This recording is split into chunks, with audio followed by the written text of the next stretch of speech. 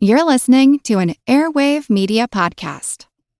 Christopher Media, let's make some noise. This episode of The Projection Booth is brought to you by Ovid.tv. Ovid.tv is the independent streaming home for people who want to watch foreign films, thought-provoking documentaries, and art house gems that are impossible to find anywhere else. For just $6.99 a month, you'll have access to a cornucopia of films to watch anytime and on any device. Vanity Fair calls Ovid.tv a fantastic streamer for people with a taste for foreign, political, and otherwise beyond the American mainstream films. Discover art house titles, documentaries, works of global cinema all in one place.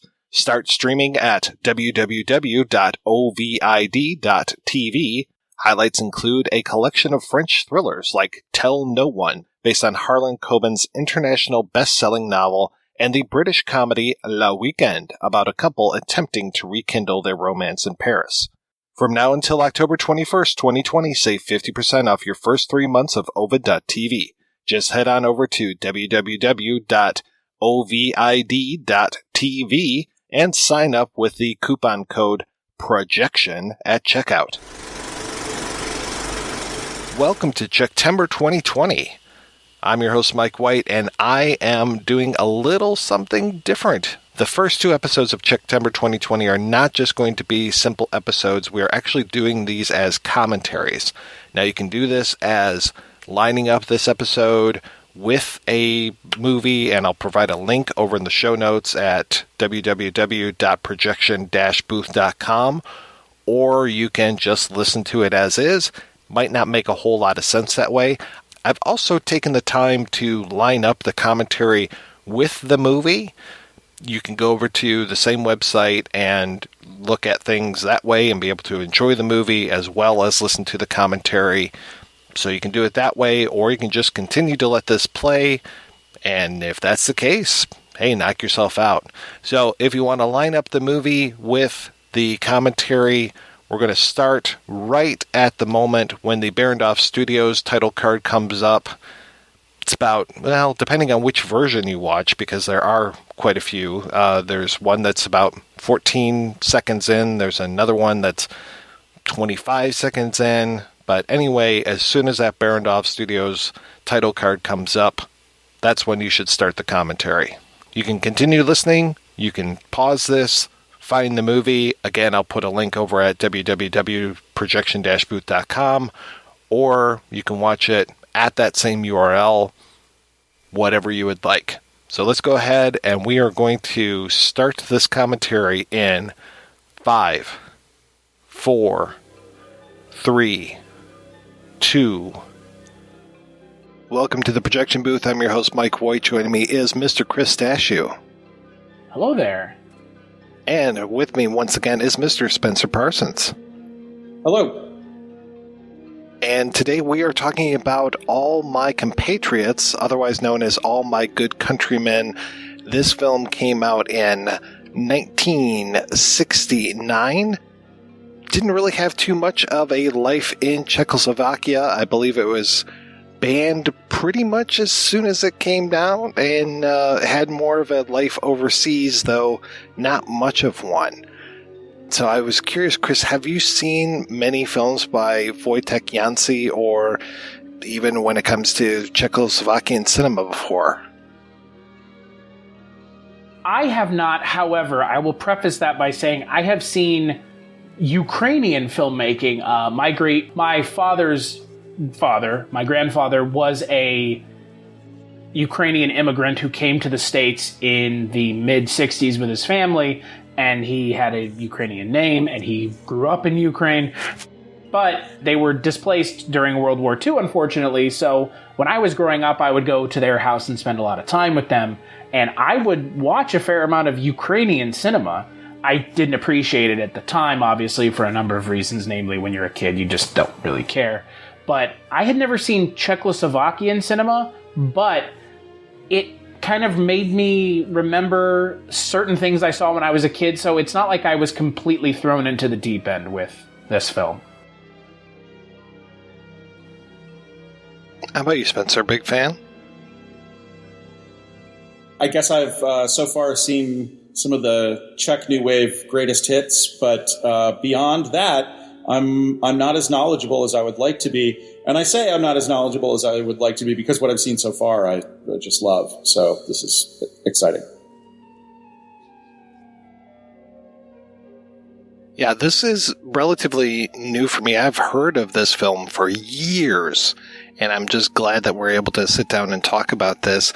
I was really just super happy to see just the scope of this film, and for whatever reason, I had seen so many stills from this film in books that I never pictured it as being a color film, and it is so colorful, especially this opening scene that takes us into this very idyllic kind of spring for the ages, May 1945. So we're just after the war. We have this whole opening scene of this church choir and talking about going from man's creation to the Red Army storming in and liberating everyone, kind of setting the tone as far as what's going to happen in this movie, as far as the turn more towards this red tide. And we've got Vladimir Brodsky as Osenas, our organ player here, and he is probably the most dynamic of the characters, and we'll talk about that as we go along. If there's a villain to the piece, I would possibly say that he is the villain, though he's not like a mustache twirler.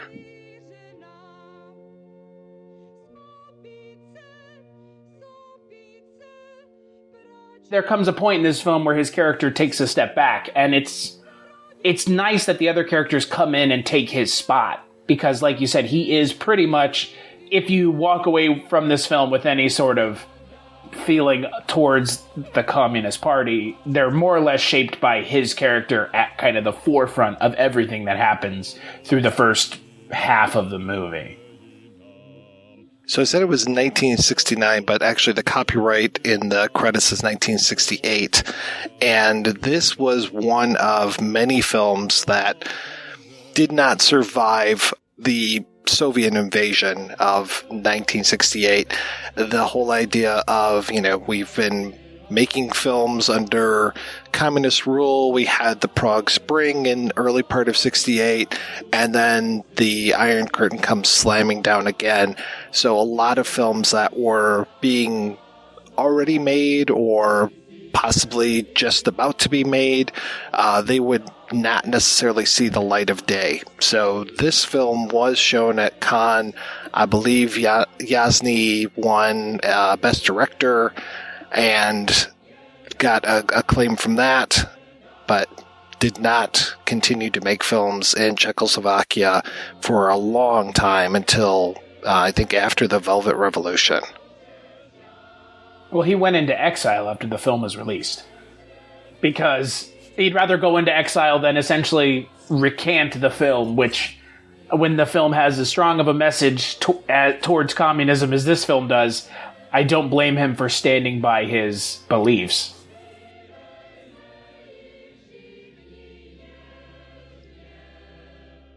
I don't know if Jasny has a thing for redheaded children, but I noticed in this and in the long after sequel, Return to Paradise Lost, that he also has a really robust redhead in that. This whole thing of these kids finding these guns, I kept expecting them to just shoot one another. Well, that's because you're an American. I like the idea in this film that there's these kind of like remnants of the war scattered throughout the otherwise idyllic and beautiful landscape, because it really does show that, like, just underneath the surface, while their lives are getting back to normal, there is still that intrusion of the war and like this post-war sentiment that everything is now good and bright and green again. But, I mean, just out of view, hiding in the bushes or in piles, are piles of helmets and guns and all kinds of just, leftovers from an invasion and a war that had just ended. It's a pretty interesting contrast. I don't know if you guys felt this way, but I really love this opening sequence for the way that it kind of functions as an allegory for the rest of the film. The children come in and they seize these weapons. It seems to me like part of the view of communism throughout, that it's posing the sort of communist seizing property throughout the rest of the film is very much like these children who are seizing these weapons and then don't really know what to do with them. This comparison really works to set up, how the logic of the rest of the movie is going to go. Well, they get the weapons and they just start pointing them at adults. The first guy they shoot at, they shoot at the thief, and they knock off his hat. And again, this is not like a hugely symbolic film, but I do feel like this opening sequence, especially with, the costuming here, the colors that they're wearing, and the way that all this plays out in a somewhat more abstract vein, really does, kind of provide a lesson for how to watch the plot of the rest of the film. And I also like that in these first couple minutes of the film, they show every character on their own, and then they all slowly come together. So they get a moment to kind of breathe as characters, but then you do get to see that this is clearly a group of friends that have been friends for a long time, and they have a very close-knit relationship with one another. Yeah, really beautiful, efficient introduction of all the major characters in what's essentially a really radically ensemble-based film. There's not a single protagonist here. Well, and as the film continues to go on, that becomes more and more apparent, unfortunately, much to the detriment of some of the more kind of, not lighthearted, but more simplistic characters for sure. I feel so bad for this actor because he was in both this, which would get banned, and then he was in The Ear in 1970, I think that came out, and that would also get banned as well. So he, quite a few of his movies during this period of time were kind of written out of the history books. I will say, though, because, once as the film goes on, it becomes more clear that Vojtech is the main character, ostensibly, of the film, especially the later half. As much as, like you were mentioning, Spencer, there is the allegory is rather kind of low to the ground. It's not an elevated allegory. I do appreciate that the character that we end up following for the later half of the film is a farmer, who were traditionally the ones that were really beaten down by the communist government, and the ones that were more taken advantage of than a lot of folks were the farmers. Absolutely. Well, and the trajectory of it as an ensemble film winnows, which gives, he ends up as a main character, if not the main character, almost by default because of what happens to the other characters that we're presented with. I like that Jasny is playing with time with so much of this. I mean, we had the one title card that came up, but then even when it came to that montage that we had with Yorka, or Joe the Lip, as it can also be translated, that we see his whole progression from stealing a bicycle to obviously stealing a motorcycle with boots, stealing the car, and all the while the kids are running through the forest. And it's like, this did not happen in an afternoon unless Joe is a really good thief. It feels like it goes over a period of weeks, but yet those kids are still running around and just being a danger to themselves and everybody else. Yeah, again, it's part of the kind of beautiful abstract quality of this opening sequence as we now bring everybody together. I love this whole idea of them finding this landmine, this remnant of what could be the distant past, but definitely wasn't. And yeah, you were talking about how our characters aren't together until that moment, but then we get really all of these introductions here with this beautiful shot of them and all of their names and who they are. It's got some real powerhouses of Czech acting in here. I absolutely love so many of these actors. Joe the Lip, especially Vladimir Menzik. absolutely love every time he shows up and stuff. And he and Jasny had worked together at least one time before. I don't remember if he was in Desire, but for sure he was in The Cassandra Cat, which was really hailed as Jasny's masterpiece, and got him a lot of acclaim. I mean, Desire was definitely lauded as well, but when Cassandra Cat was seen, a lot of people just fell in love with that film for good reason. Including Fred Astaire. Yes, and this was such a departure from that. You would not know that the same man had directed these three films. And I do appreciate, this is something that, Mike, when you and I have spoken in the past about foreign films, sometimes it's hard to follow. And that's no fault of the foreign film. I'm not blaming foreign cinema at all. But sometimes it's hard to follow. It's nice that this film lays out all the characters right from the get-go. And you know their names, and you know their professions, and you know where they are and who they are, like, within the first 10 minutes of the film. I really appreciate that because, like you said, Spencer, it is an ensemble cast. And if we were having to kind of grasp at straws as to who's this or who's this character, that would have been to the film's detriment, but there's none of that with this. You know exactly who they are, and it's pretty well defined within the first 15 minutes of the film. Yeah, it's very direct and accessible. You know, does some good simple tricks with costuming. You know, for instance, the way that the clothes that people wear throughout this piece, and Mike, you were mentioning this costumer for this film is kind of the Edith Head of Czechoslovakian cinema. She does a really amazing job. I'm forgetting her name, but she does a really amazing job of Esther Krambakova. Esther Krambakova does a really wonderful job of allowing each of these characters to change costumes as necessary throughout, but that there's a consistency to the look, to the shape, to the color for each character that makes this kind of complicated ensemble plot much simpler to follow, much more direct. Well, they all have very different looks to them. I mean, especially the character that we're just introduced to here, Zazanek, who has this full beard and almost this kind of devilish look to him. And I like that we just get this real brief introduction as far as his wife being taken away by the Germans because she looked Jewish, and that will come back really hardcore later on.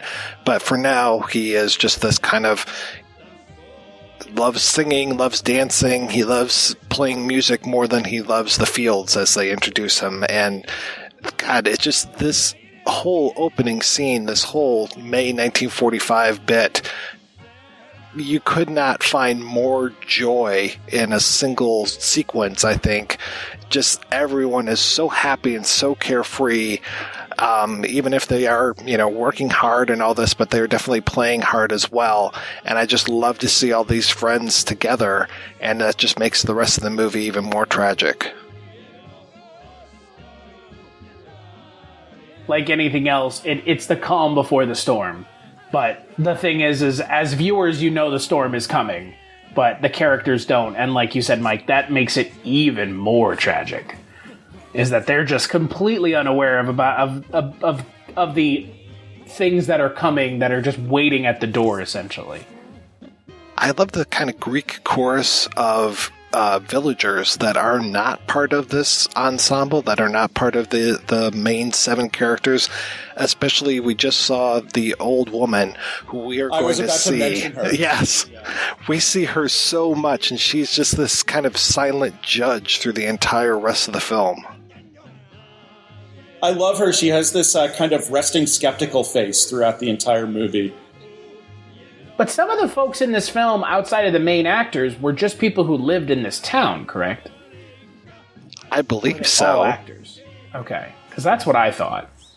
I would not be surprised. That was kind of a thing to do. I mean, casting non-actors in Czech films. I mean, Miloš Forman kind of made his whole career out of that, taking even, my buddy Vladimir Menzik and putting him in Loves of a Blonde with, I believe, two other one might have been an actor, but one for sure was an amateur or just a regular old person, and putting those guys together and putting an actor in the middle of them to kind of even them out.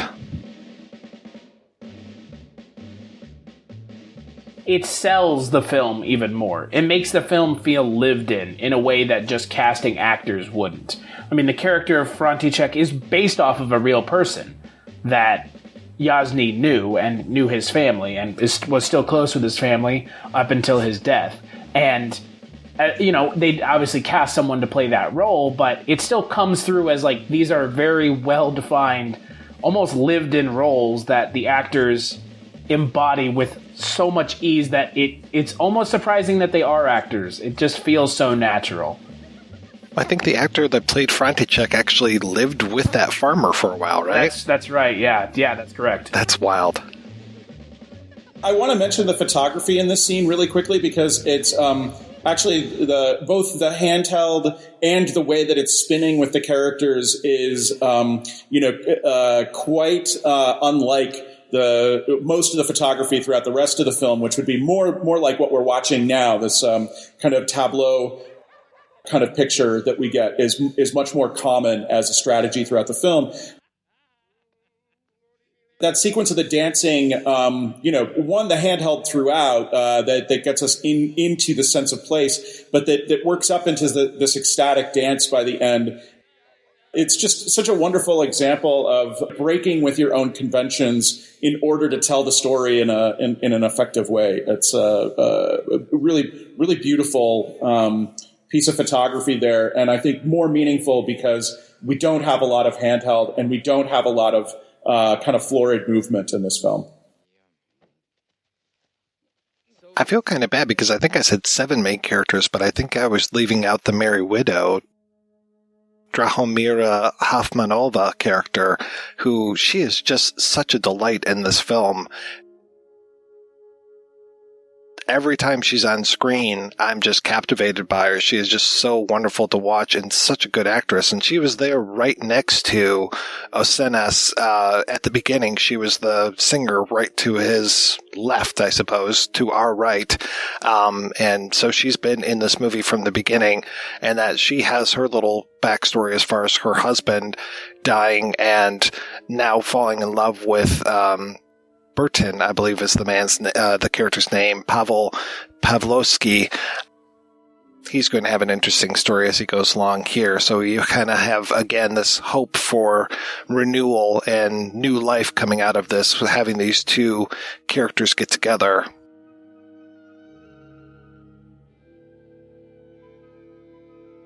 God, yeah, this is absolutely gorgeous photography. The seasons play such an interesting role in the film. I mean, like y'all mentioned, there is the time jumping of, sometimes it's a year, sometimes it's 3 years. At the end of the film, it's just epilogue. So it's interesting that they're using the time jumps and the seasons to kind of mirror what's going on in the film and with the characters themselves. It's just a brilliant way to tell the story and reinforce their surroundings are kind of being affected by what's happening with them as well.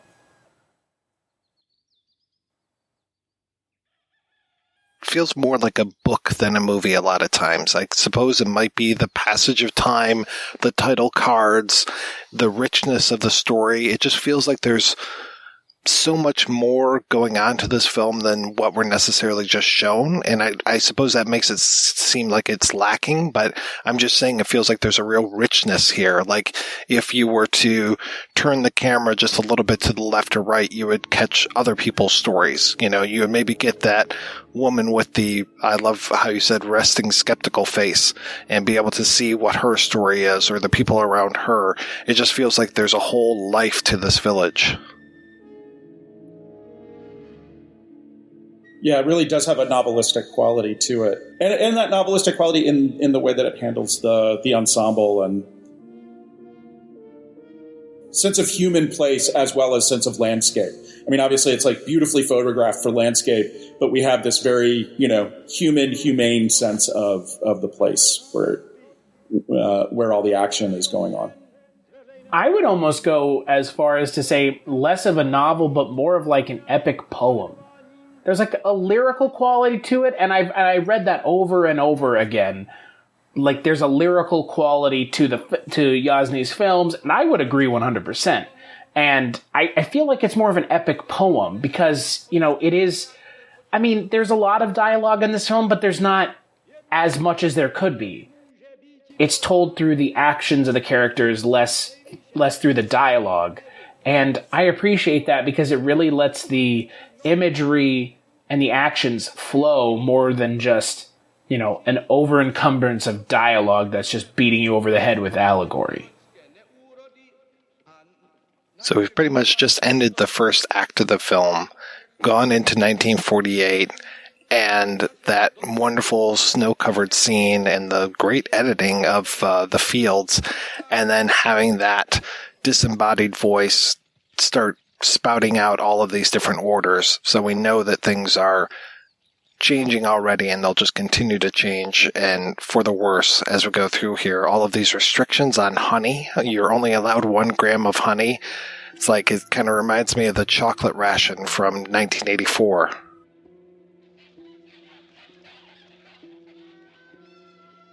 Well, and you're also now, it's essentially a secondary version of the introduction of the characters, because now we're learning who was converted by the Communist Party and who is still, doing what they were doing 3 years earlier. And it's really interesting to kind of to reintroduce these characters all of a sudden in a completely different role. I also find it very interesting, too, that we have a narrator who I never think that we know who the narrator is. It's not like this is one particular character's story, that this is really much more of a voice of God type narrator who just knows the ins and outs and can take us through these characters' lives, which is really kind of a nice way to go. It's clear he knows the characters, but like you said, Mike, I'm not sure that he is an actual character himself. It could be somebody, and I just don't recognize the voice. Having this in Czech is something that, that deters me from knowing exactly who might be speaking it, but it just feels like it's someone who is not part of this main group of guys. Well, that's, for me, how this feels like a epic poem, is because it feels like someone is recounting this to us. Or a novel, either way, but it's like someone is recounting the story to us. We're only watching it play out because it's a film, but they're recounting the story to us and how it unfolds. Yeah, we have a very distinct sort of third-person narrator one way or the other. Even if it is one of these characters within, the way that the narration functions throughout, it kind of seems to know a little bit more about each of these characters than any one person within the narrative would probably know. I do find it interesting how the addition of a hat to Oceanus' character makes him look menacing. He looks menacing now with a hat on, but without a hat he just looked like the everyday organ player, and now he looks quite menacing as a character. I looked and could not find any explanation for this red, black, and purple scarf thing that we keep doing, that we keep zooming in or allowing these scarves to overtake the screen. And it's an interesting way that they are repeating that. And you're right, Chris, as far as the introduction now of Oceanus, and that he has this red scarf and the hat, and he's already had this cigarette holder, and now he looks like he's, Mr. Big Stuff with these two toughs next to him with their black and purple scarves. And yeah, he's, like I said, he's not an evil man, but he's definitely seems like he's bought into the program. Yeah, we had talked about this before, but for American moviegoers, the thing that I thought of as soon as I saw his character with that hat on was Tote from Raiders of the Lost Ark. Absolutely. Which, but it's not an unfair comparison. Obviously that character is much more villainous, but the comparisons are right there. If you just glance at the character, just completely just one quick glance at him. Yeah, the hat and glasses together, really, really do it. Which is funny because that actor, I had never seen him in a role where he was anything but, I suppose he was a little bit evil in Tomorrow I'll Wake Up and Scald Myself with Tea, but for the most part, he's kind of the henpecked husband, the what do you want, what are you going to do with me kind of, just this mensch that you would see in so many movies. And in this, that is played off of that he's this kind of just regular little, unassuming guy, but the Communist Party allows him to get into this position of power where he is able to do things like taking away these poor people's house and possessions and quote unquote leveling the playing field and just, pretty much doing these things almost more out of spite than anything else, it feels like. Well, and the Communist Party needed bureaucrats. They needed pencil pushers. They needed people who would sit behind a typewriter and do all the paperwork for the other people who were taking your land, taking your crops, taking whatever you had. They needed people to write the documentation to make it legal, and that's exactly what his character is doing throughout the film. And it works because, like you said, he goes from a mild-mannered organist to, I would say, a mildly evil pencil pusher.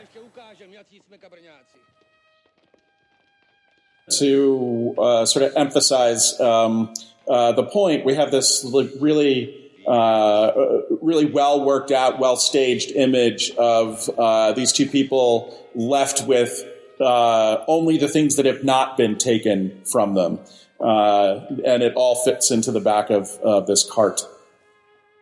And it's interesting how this house will play such a central role as we go through here, and who owns the house now or who's allowed to be in the house, and that it even goes to one of the original friends, but then he's pretty much kicked out of it as well.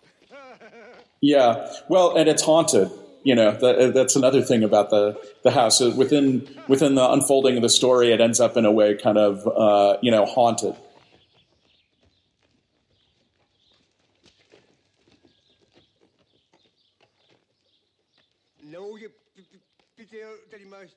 Ne, to nic není.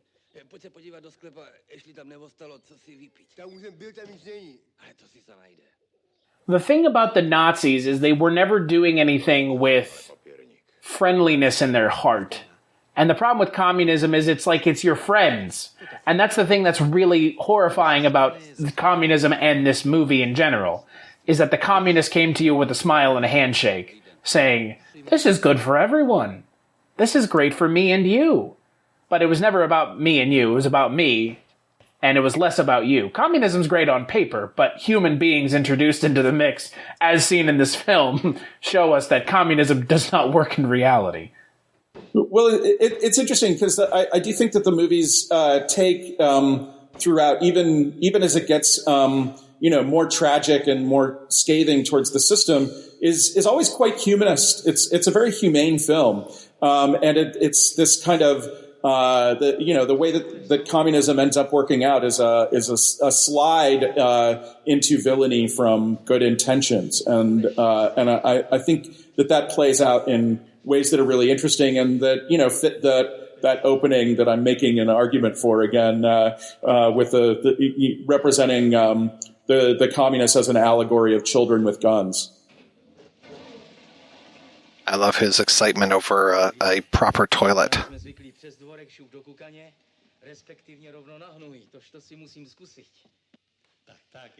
I love how many redheaded women there are in this movie. It just seems to add another splash of color to it. I mean, the Merry Widow with her red hair, this woman here with her red hair, it just seems to kick up the color a little bit. And I do notice that the color has seemed to drain a little bit from this scene. And I think as we go through this movie, we're going to start to see less and less color. I don't know what his thing is with all the money on the toilet. I mean, is he just enjoying everything all at once? He's got to have those lamps in his house. The lamp. Yeah, this lamp is terrific. And I like how these characters all come and say, hey, by the way, just give it a day or two. they're going to come take everything from you. And it's like, defiance in the face of the oncoming, tsunami. It's like, it's coming. Oh, no, it's not. No. You don't understand. Life as we know it has changed. You just don't get it yet. Yeah. The guy's just like, yeah, they want to turn my butcher shop into a co-op. They want to turn your tailor shop into the same thing. So they're getting their warnings, but they're just not going to heed them because, of course, their friend would never do anything bad to them. I love this. I love the staging of this scene and the way that all this dialogue is captured essentially in this one long roving take around them. It's really really beautifully blocked and helps actually to follow the dialogue and who's speaking when. It's as soon as we get a knock at the door again. Same house. Hasn't even been a month, but he's set up now with his tailor shop, and then immediately these guys want to take it. The one guy who is physically heavier, I can't remember the actor's name, but he has been in so many things, and he almost always played an evil person. So as soon as I see him show up in anything, I'm just like, okay, things are going to get serious now. That's the photographer, right? I think you're right, yep. Ilya Prasha, yeah, the turn of his character at the end of the film is absolutely one of my favorite comeuppances in the entire film. It is poetic in its justice to the nth degree, and you'll see in this scene, he gets what he deserves for the way he treats his supposed quote-unquote friends. This guy here is who I'm talking about. Yeah. Oh, yeah. Just the motion that he makes with his hand is just so... All of a sudden you see your friend's true colors, and when money and property are involved.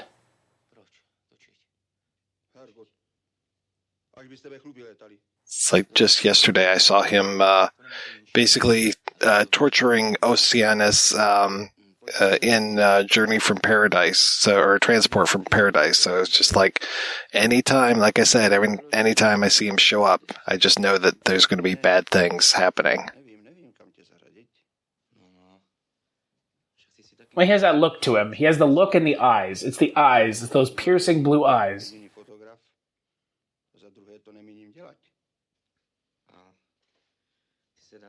This is such a great cast.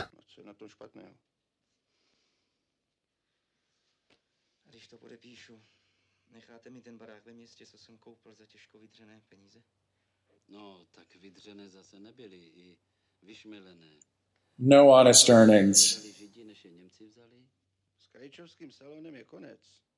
And then talking about the things that he had hidden for Jewish people that were sent away to the camps and accusing him of that. And I'm not sure if he actually did that or not, or how much he might have made off of that if he did. Yep, there you go, Chris. There's that hand movement. Well, even if he did do what they said, unfortunately, the reality of the situation that they were put in is a depressing one at that. And what do you do with the belongings of the dead? Unfortunately, there's a time and a place, but this shot, the rack focus here is just spectacular, and relates to something that I'll probably go on about again later. But this movie uses telephoto lenses so beautifully.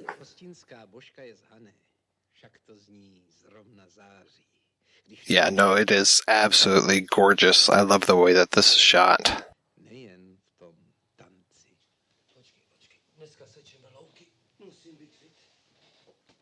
Depends on how much vitamin E I can get my hands on. Or beer, I suppose. This guy loves his beer. The way that he's drinking it there is perfect. That's the stance of drinking morning beer. You do get the sense, though, that his character is the most haunted of all of them. And obviously it plays into it much later, but he's clearly trying to do everything in his power to not be alone, for it to not be quiet, for him to not be in a state of mind that would allow him to have to think about things that have happened in the past. Even though he acts like the most jovial of the bunch. This scene with these guys and their scythes, I mean, this is like an Andrew Wyeth painting come to life, you know? I mean, especially something like this, or when we see them all working in tandem later on, it's just, so wonderful. It's just these fields that go on forever. It's not so much that it's about this kind of farm work throughout, but every time we see it, it's really distinctive how how it shows us this labor. There's such a feeling of reality to what's going on with the way that the work is depicted and photographed. It's beautiful. You can tell these gentlemen are not actors. I mean, that's my point here. It's like, these guys are not incredible. Actors. Oh, yeah. Yeah. This is the shot I'm talking about. This is just terrific. Well, and this is one of the many shots throughout the film that uses a telephoto lens to kind of stack up space to get these painterly effects. It like flattens a little bit in order to make the people pop out against the landscape more and create these kinds of fields of color and texture.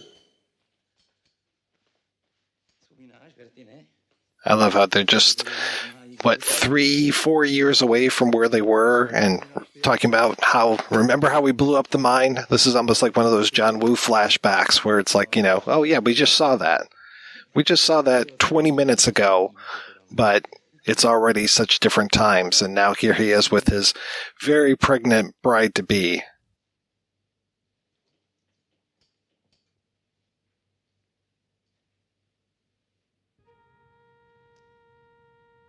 I was always curious about that shot in the beginning with Osenes when he's playing the organ and we see the priest and the way that the priest is kind of looking around, and I don't know if we see that priest again or not. Isn't the priest the one that gets arrested? It would make sense if he was. Because they arrest the priest and then they want to let him go. I was just assuming that's the same character. It could be. I just always found it interesting that he looks like he's up to something at the beginning in the way that Osenes is looking at him as he's playing the organ.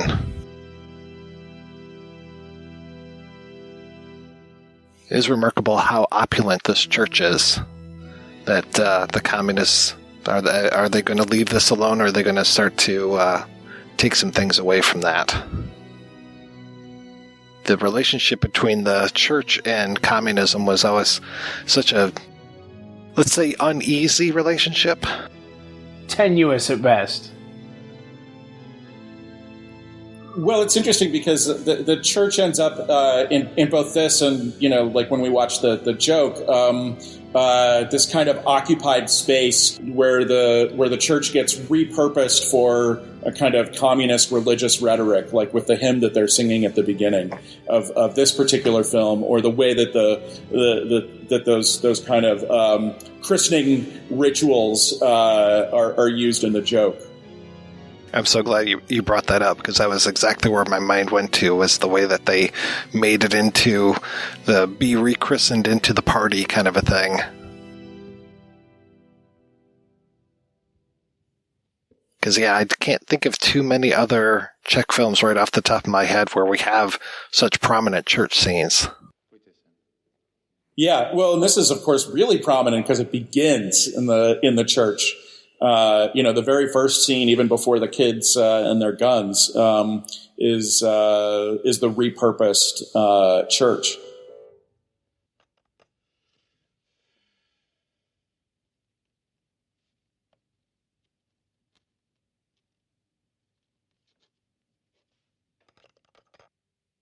The joke was not set in Bohemia. It was set in Moravia, I believe, and I think that this was also set in Moravia as well. I wonder if there was more of a church influence there.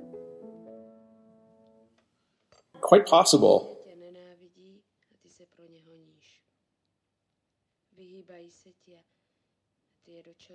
I mean, Kadera's analysis in the book of the joke is very much that that communism moves into the sort of folkways and in a way needs the church in order to function for people in place of religion. So I think we see a similar kind of analysis here. I just love the self-righteousness of Oceanus' character, that they know what's best for everyone. I mean, that's one of the tenets of communism, is we know what's best for everyone. And Christianity. Well, I wasn't going to go that far, but sure. But, that's the idea here, is that we know what's best for everyone, and they don't know anything. We are the ones who know everything, and they know nothing. And then his wife is quick to point out that the kids will want to change it, and of course they will.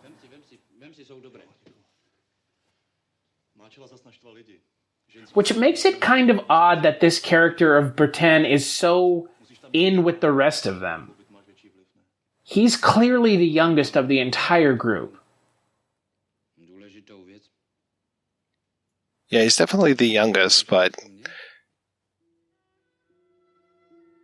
he doesn't necessarily feel out of place to me. Right. It feels like they range throughout quite a few ages. And then this becomes one of the first really tragic moments of this film. This whole switcheroo that they do unknowingly, that Oceanus was going to be put down at this point, and then they mistakenly put down Bertin instead. In any other film, this could be funny. I like how they reference the stag and a man again, because they talk about that at the beginning of the film with the two kids. Yeah, we want to get a man or a stag. Yeah, and now they mention it again. The way that they switch to this shooting method here, that we're going to get a few more times. I think anytime anybody dies, it's really effective. One of the things that I really admire in this film is that while it's not as extreme as in its strangeness as the other Czech New Wave films that I've seen, certainly Daisies is just, off the chain, or, Valerie and Her Week of Wonders. But even the joke is more extreme with the way that it skips about in time, than this movie is. Nevertheless, there are these, shifts in the film's language that are really beautiful and I think quite distinctive and different from a lot of other national traditions of the time.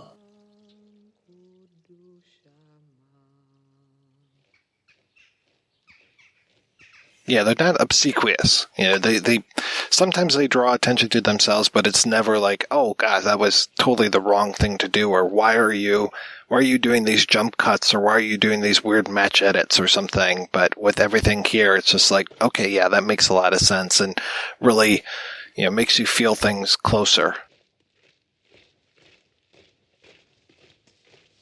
Well, it's this film of really great intimacy, and it uses different tools in order to achieve it. The sort of intimacy with the characters' emotions and physical states. For instance, when dying in both this scene and others that we're going to get to later in the film, there's a way in which the conventions of the storytelling will change up in distinct moments to bring us kind of closer, kind of like that shift to the handheld that spins around with them as they're dancing. And in the course of, one shot, we're really sold on that entire romance, which has been key leading up to this moment that we just had, where he died.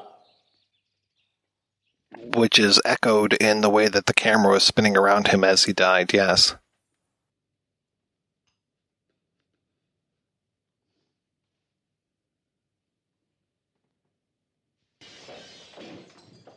That was the priest, though, to answer your question from before. Thank you, yeah. The priest and the butcher being taken out. And then Osanus realized that he's not too safe either.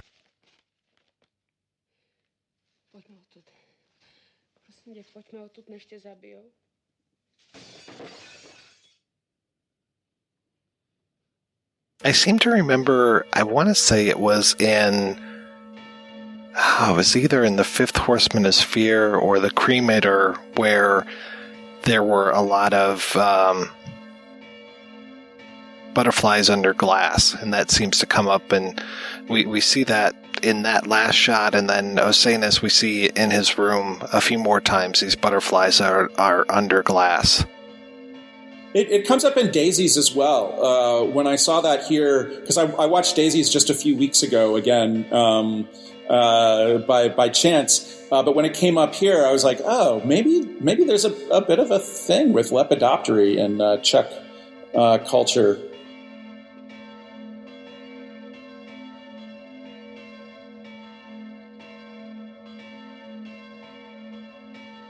The way the camera hangs on the butterflies seems weighted with some symbolism, though I'm not quite sure that I totally get what it is, but I'm not a big symbolism guy, so I kind of don't mind, when I'm confronted with something like that I don't fully get. I'm sort of all right with it personally.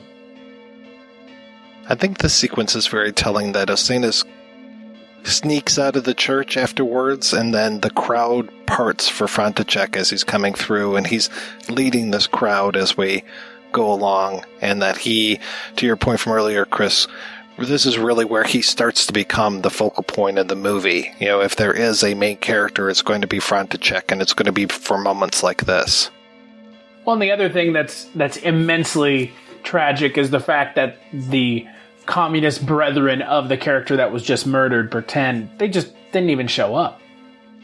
They're just sitting in their offices because, again, it's just one other life off a line item, and it doesn't matter. And that's the way that everyone is treated in this film as the film goes on. I mean, Osanus was there, but I mean that doesn't matter. But the rest of them weren't. I mean, he happens to be there because he weaseled his way out as quickly as possible. But the rest of them were just in the office working because, what does it matter?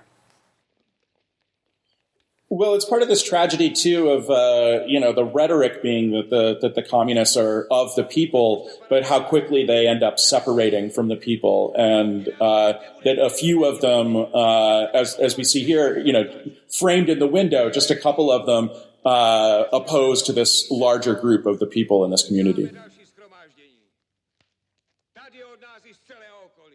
I very much like the way that the camera is here, that it is definitely not from their point of view, that it is from a different point of view. And God, talk about, sympathetic weather here. But we are not taking their POV as we are looking down at this crowd, that it is off-center. Right. Yeah. Again, it's like it's like with the voiceover narration. It's a third person narration that is taking its own point of view within the shot and reverse logic, rather than like direct character POV. Even from the ground up, looking at the guys in the windows, it is not from Vojtech's POV. That is again from that kind of off-center POV.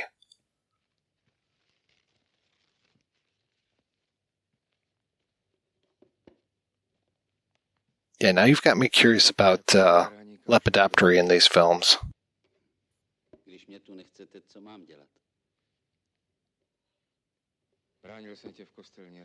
Or was it Valerie in her Week of Wonders?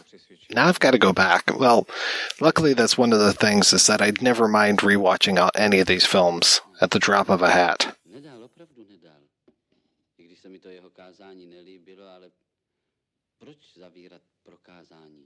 Yeah, that's one thing. I'll just say for my own part, coming to Czech New Wave films kind of late, there's a part of me kicking myself over the last few years as I've been watching these movies going, why the hell did it take me this long? Where have these films been all my life that I couldn't get around to watching them?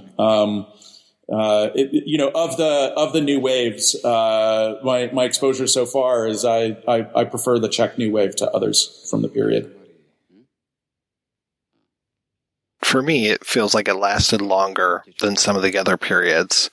And then, it was just so rich in so many great filmmakers. And you had both the ones that were from the Famo school and then the ones that were before it.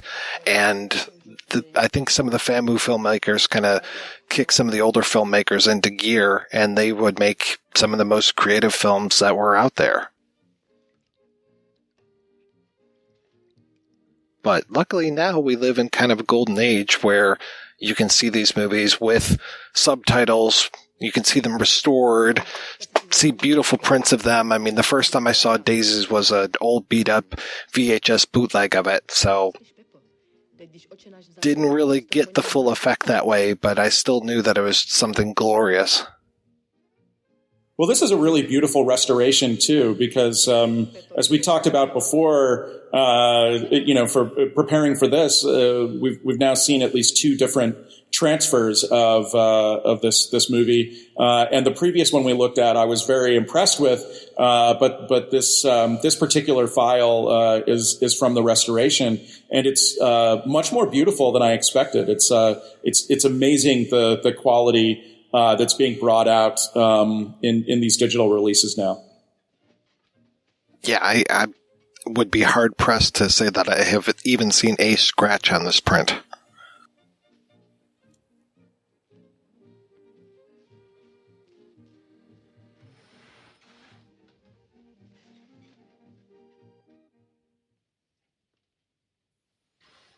That was such a nice match cut because it almost looks like it's coming from the other side.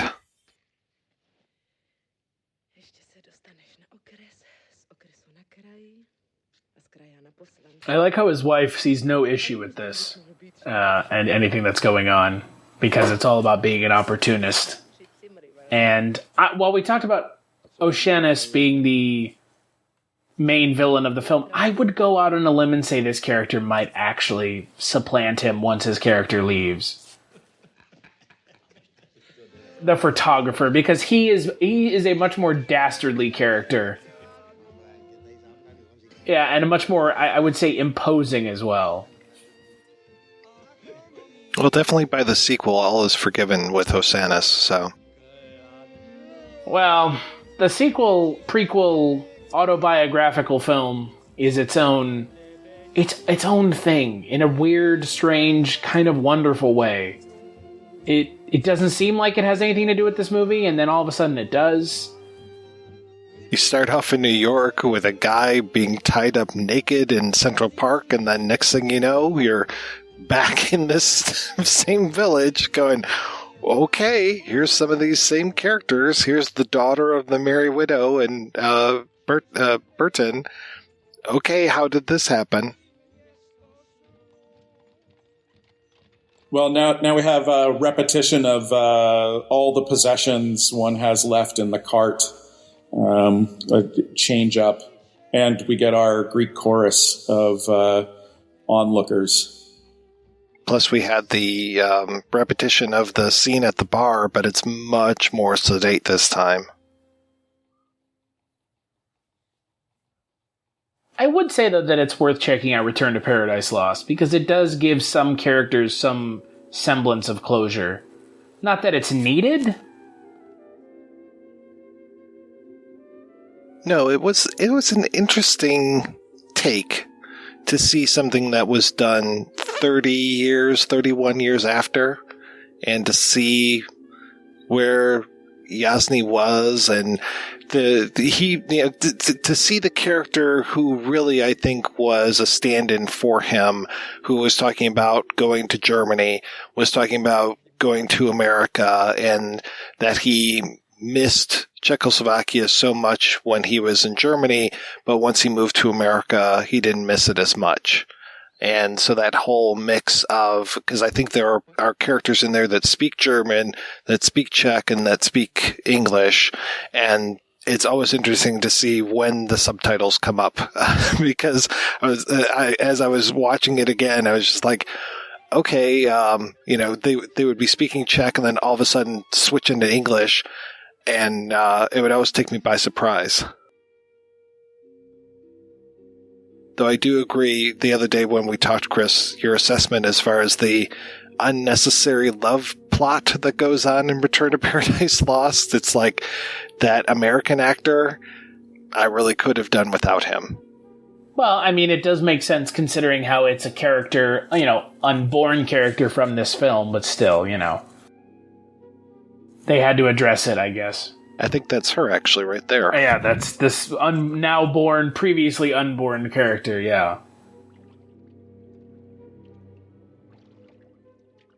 I was very curious about the unofficial remake / sequel of this film. What was that called? Moravian Land, where I was trying my best to watch it, and without subtitles, it was really difficult, but it was interesting that so many of the same actors were in it.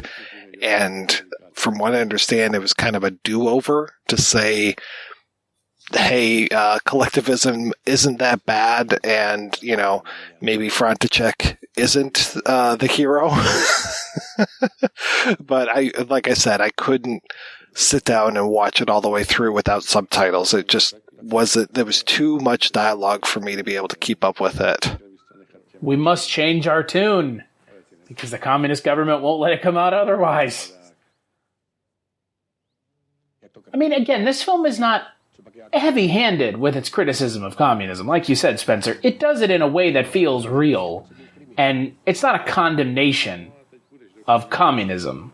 Not in like a overt way, but it is very clearly taking a, non-communist stance throughout the film. I visited Czech Republic a couple of years ago, and there's almost there's practically a tourist industry around disliking communism that you can find there. You find tours that are like, oh, here are all the sites where horrible things were done to people, and they're very very upfront about that kind of thing. But on the other hand, there isn't, at least what I observed visiting, there is not a reflexive kind of embrace of Western capitalism either. There's a great deal of skepticism about all these systems. Well, you could be like when I visited Ukraine, another Eastern European country, where there were still statues of Stalin and Lenin. Yes, yeah. This scene with the geese is really confusing times. Confusing times. Yeah, very confusing places. The scene with the geese that we just saw, by the way, I'm going to point out is a bit of foreshadowing for an important moment for that character later.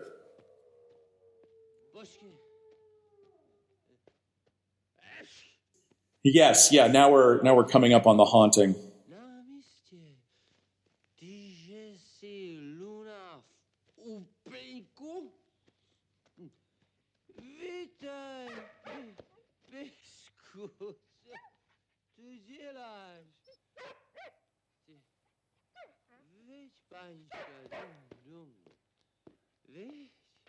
Is this character the most tragic character in the film?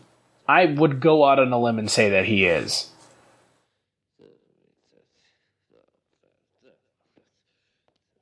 He's had a rough time of it. I mean, maybe, in terms of tragedy, we see someone who is, who's been so affected by what happened with the Germans taking over, and now he's also being affected by the communists taking over, and both in tragic ways that from one to the next. Yeah, because I know the married widow lost her husband during the war, but it's at least she finds love after that and then subsequently loses it. But with this character, yeah, he's trying to drown out the memories.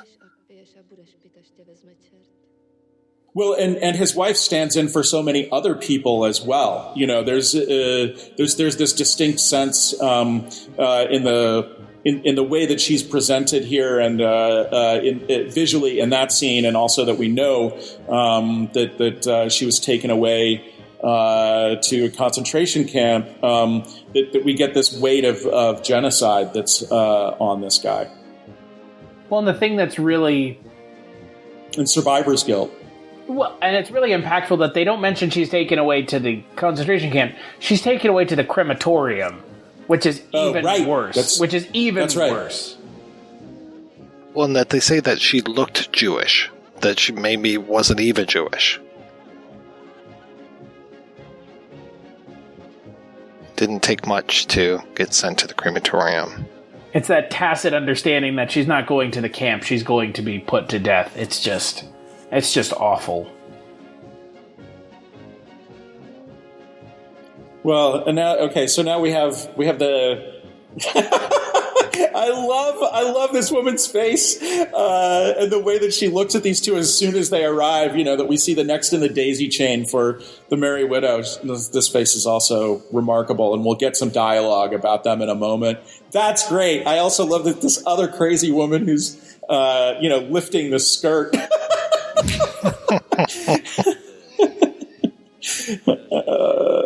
Yeah, I guess this is the most comical of the romantic disasters. But really, really fascinating the moment they show up. The first one killed himself on the motorcycle.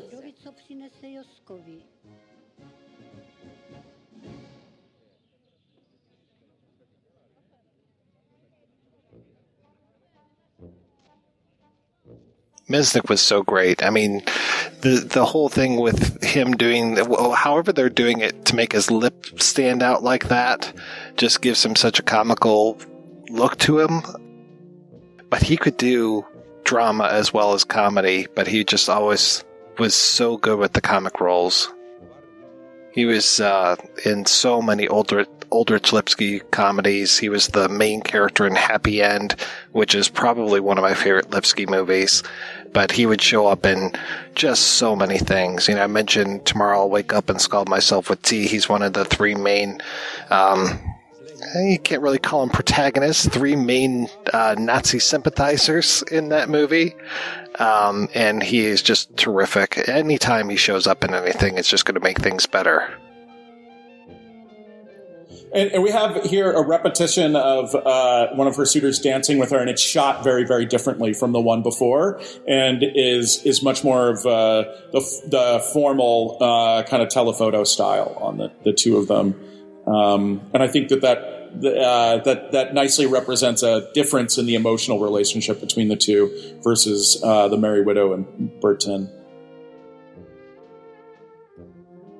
When I watched this movie the first time, I thought that maybe his wife actually hadn't been killed and that this was her just showing up. And I was like, oh my God, what the hell's going on?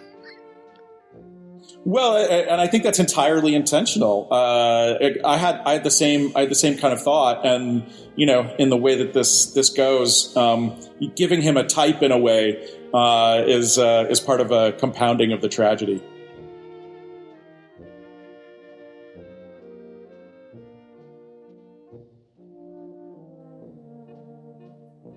This is one of the few respites, though, in the movie where the film kind of slows down for a minute. And you're kind of going back to before all of the kind of communist takeover, where you see the characters just enjoying life. And if you've been watching this film this whole time, you know that them enjoying life is just a momentary time before something else bad happens once again. Something tragic happens, and this upcoming thing is more self-inflicted, but it's just... This is a thoroughly dour and at times depressing film, unfortunately, but not in a negative way. No, I mean, it is, but I find it, oddly life-affirming, in the way that the characters are in a terrible situation, but they are presented each with their own integrity. Come back soon. Oh. I mean, had this been in less deft hands, it could have turned into almost an absurdist comedy of just horrible things happening to each of these characters. But thank God there's these moments of respite in between them. Otherwise, it would just be too much. Well, and that absurdist edge in there remains just enough to keep it from turning into kind of treacly melodrama, sort of weepy kind of stuff. There's a really wonderful balance of tone throughout. I find it very interesting that that's his thing, is to steal clocks. That he's got so many clocks in his house, and it just seems to speak even again to this passing of time. Okay, so why does he do this? I was going to ask the same thing. Story I'm glad you asked it. And there's a part of, I actually just go with it because people are, crazy, and this guy's clearly a kind of a fuck up. But I kept looking for some notion of like, is he trying out a crazy athlete's foot treatment here that goes horribly awry? What's happening? It's really quite a bizarre episode. Was he trying to wound himself so he wouldn't have to go to prison? That's what I think, yeah. But as far as him going in and getting all this filth all over so that he gets an infection, it just seems like he's going to real extremes. To the extreme that one should not go when dousing one's foot in acid and then dunking it in horse excrement. Because that's like where the horses are being kept, or in an area where they would be kept. Yeah, and then we just have to assume that there's another big time jump that's going to happen here between him doing that and then his untimely demise. I feel like they show the flowers to insinuate that time jump. I think even between this and then when he finally passes.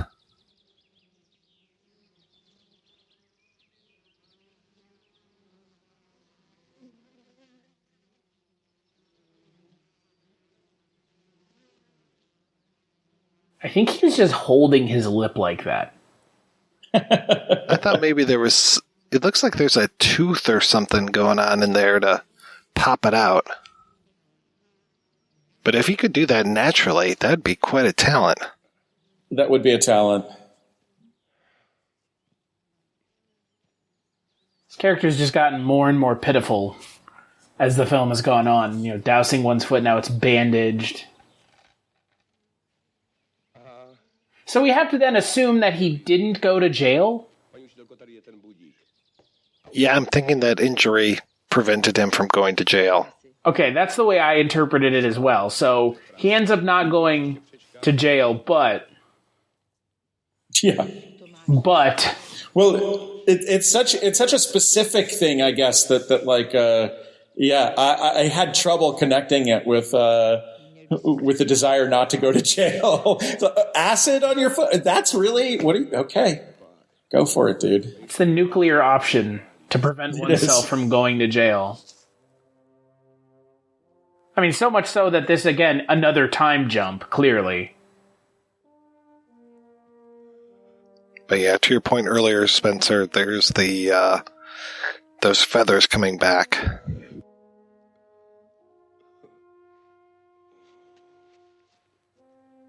And we're getting, we started to get the shift into, his POV perspective with some of those shots of the flowers that were going in and out of focus as he was walking along.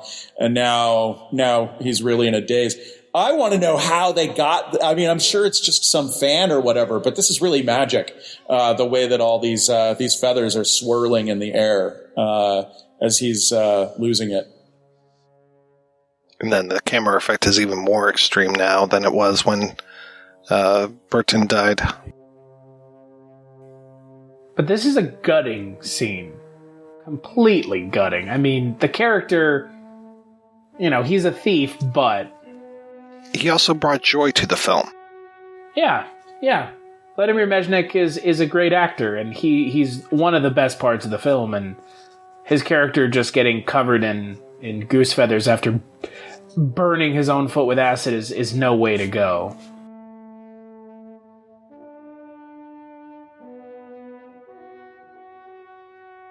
And I don't think that we're not supposed to think about snowfall here with all these feathers. Yeah, well, and that speaks to some images at the end, I think, as well. Mm-hmm. And then the whole change of the seasons that we have with all of these different jumps, too. Right.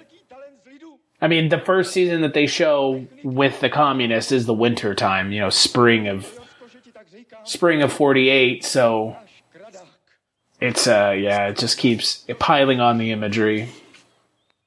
But again, not heavy-handed. I love this funeral, by the way, and the way that this eulogy kind of goes. They have to add into it. It's essential not to completely cover up that he's a thief. But if there's a town thief, wouldn't everyone know if something disappeared that one person has taken it? Yeah. I mean, just using a logical way of looking at it, right? Just imagine how many crimes you could get away with by pinning them on Joe the Lip. Exactly. Well, but again, this is the kind of humanism of the presentation of this community. All these people showed up for the town thief. So he's not all bad. Yeah. Kind of beautiful.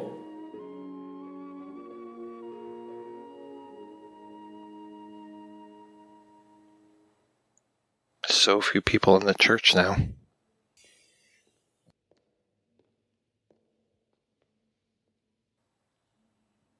There's your favorite again. I forget how many times she's in this. Oh, she's all over this movie. I adore her. Well, the first time you just play it off as just a character, and then the fifth or sixth time, you notice. She has an arc.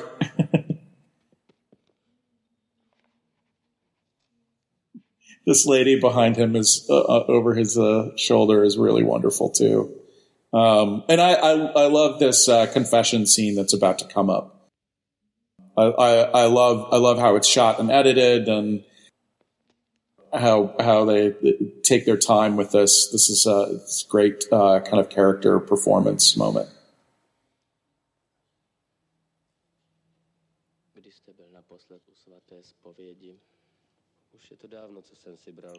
This sort of gag of we're going to go through all the 10 commandments is really, really nice, lightly comic structure for the scene. Which is really needed.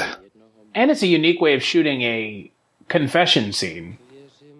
Yeah. Because most of the time, especially when it's a film that features the Catholic faith, I mean, I'm going to make an assumption that this is Orthodoxy, knowing it's Eastern Europe.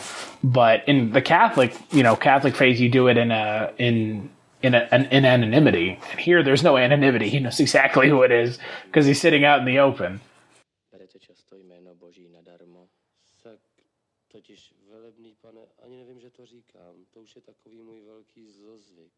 Yeah, we definitely needed that levity after having seen Joe the Lip die. Are these the same churches? Oh, that's a good question. I don't know if this is the same church as at the beginning, is it? It seems much more austere than the church that we saw Oceanus play his organ in. Which in and of itself could be some kind of commentary. Because, I mean, again, the beginning, the gentleman is wearing the Catholic collar. Yes. He's wearing the Catholic collar, and this gentleman is as well, but he's also wearing the cardinal hat. I mean, that's the cardinal, the hat for the cardinals as well. But I guess it must be the same one. This gentleman stepped in the place of the other character. So the priest probably wasn't let go then.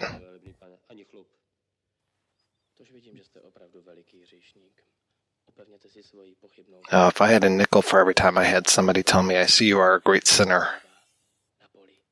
Well, and I think connecting the church and communism comes together nicely here. This idea of the doubtful faith in God for one of the characters. We have sort of doubtful faith in communism for the characters as well in the larger plot.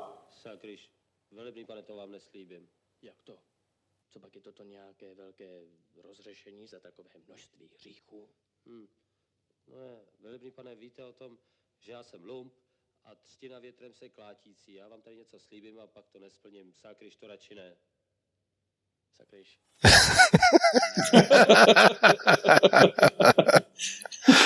It's a nice punchline to the scene. And then here's another echo. We had this guy painting a bull at the beginning, and then this is kind of capturing a moment in time where he's painting the remaining friends plus the rest of the folks here at the bar. Yet another respite before a tragic event. Well, and also another, we're about to see a really nice kind of expressive device here used. And this anti-realistic device of having everyone remain perfectly still and not printing still frames of them, but simply having the actors hold still is this really nice change up out of the general mode of realism storytelling.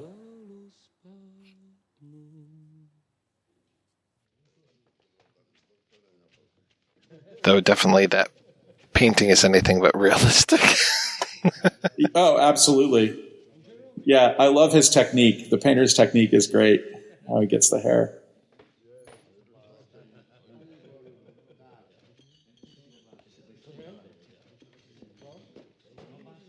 And now everybody's back in motion.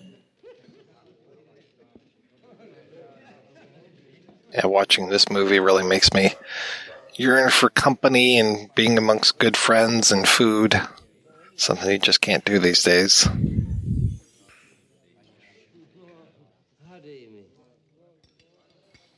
Oh, it's not good to ask somebody to tell your fortune when you're about 5 minutes from death.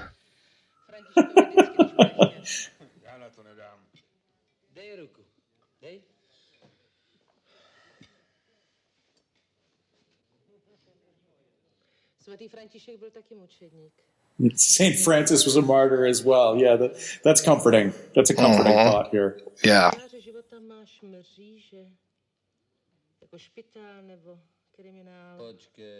She's pretty good. That's dead on.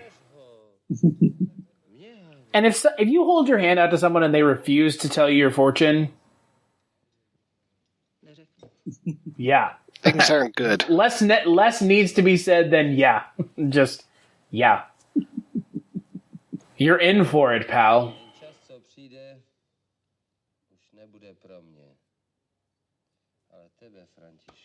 Hey, he tells his own fortune, so there you go. What does it matter? It is interesting that they are mixing the, we've been talking about the Catholicism, and now we have this kind of Romani fortune telling. Yeah. Yeah. Yeah. Well, in the way that those things, always, flow together. I love this bit with the little dog curling up with him. So good. How do you get that? It's just the dog did it and keep the camera rolling. I think it's just pure luck. Yeah.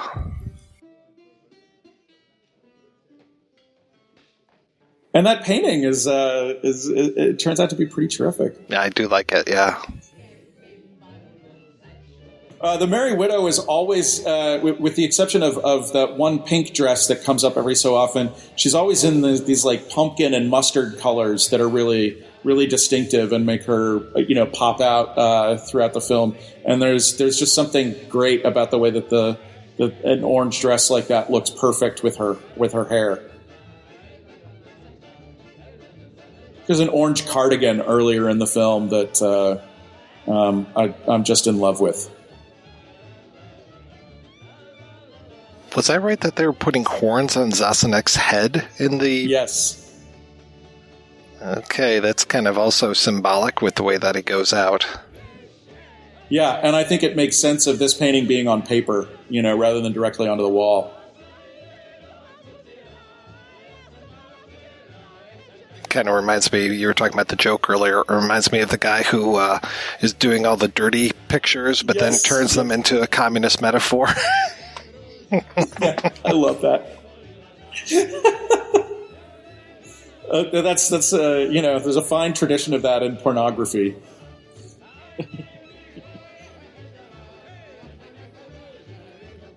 That skull right there. Yeah. Oh, this is like my favorite shot in the movie. The way that it tilts down, and there's just this hand coming in from the side. The flatness of the tableau, and then this disembodied hand in that first shot as the guy is playing before we pop out to the wide. It's also very reminiscent of the beginning of the film, where they're all sitting under the tree, and now there's few less people left to enjoy the reveries as they sit underneath a tree and, wait for the dawn to come. Oh no, this goat.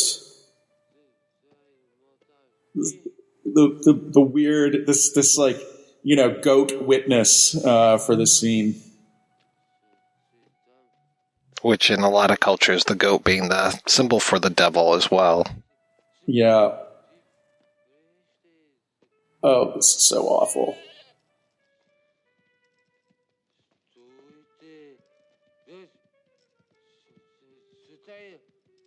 So for reference, don't just walk up to a loose bull and ask who let you out. Also, I love what the camera does, where it just starts zooming in and out rapidly. Yeah, with this like step-framed emotion technique. Yeah, they've done that on each of the deaths where the frame rate slows down significantly. Yeah.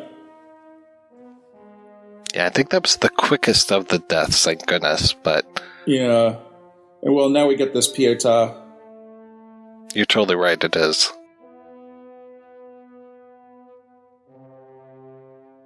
Tak dopil a dolumpoval zášinek.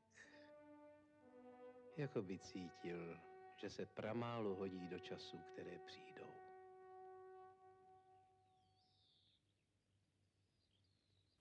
He uses nature so wonderfully in this. So nature doesn't seem to care. Everything goes on. And then the lives of the people are just ever-changing. And I would say that this is like I know that the film is 2/3 over, but this is almost the second half of the film. Right. Because now it is František and František only for the rest of the film.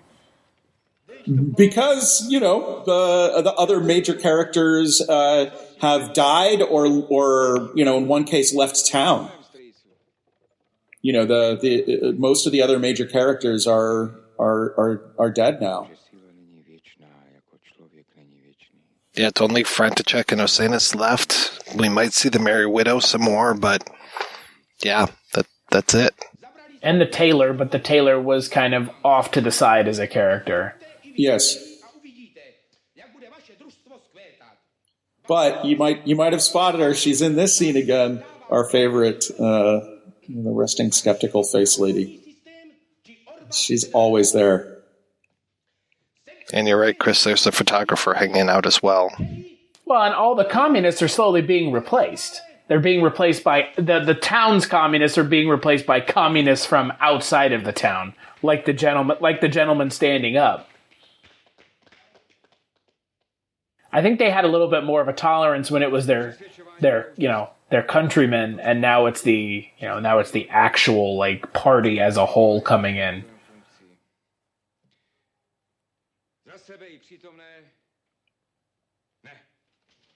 I do like how František paints a target on his own back, though. Yeah.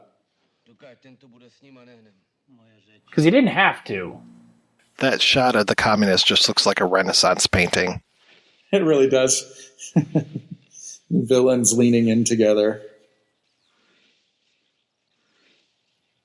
Well, it's interesting too that this of course got him banned, but he mentions that it was a project he worked on for a long time, and that he only felt like it was possible to get it made, and his friends felt that it was possible to get it made after Stalin died.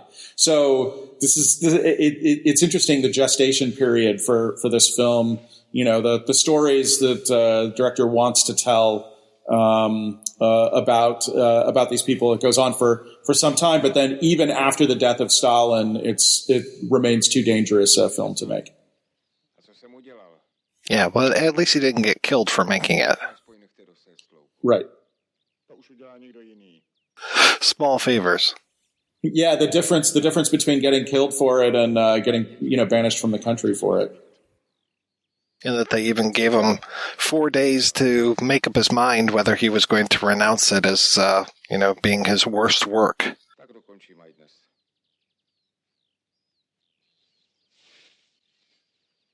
And I mentioned earlier, as far as like the ear and some of the other films that were banned, I mean, they were literally taken out of the historical records. But it was interesting because they would be taken out of the historical records, where they could be affected. But a lot of times the titles were struck, but then you would still be able to look up things by actor or composer, and you would still run across those titles. So it was just this weird kind of backwards way of trying to change history.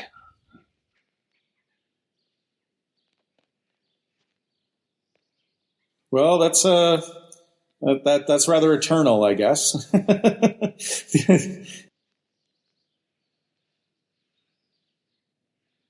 This scene, just as like kind of allegory, is pretty interesting in the way that it begins with a montage of all the old people's faces, and then he meets up with the older woman, and then he goes to the children, and then finally we get characters that are his age. There's, sort of looping back through these thoughts about, how children are seen in the film and how this chorus of older people and like their perspective on the longer history plays into this. And I don't think that there's any kind of huge meaning to it, but I do think it's a very deliberate choice to give that kind of order. I like how the voiceover narrator was kind of shaming the other people. Yeah, they're tacitly complicit. Yeah.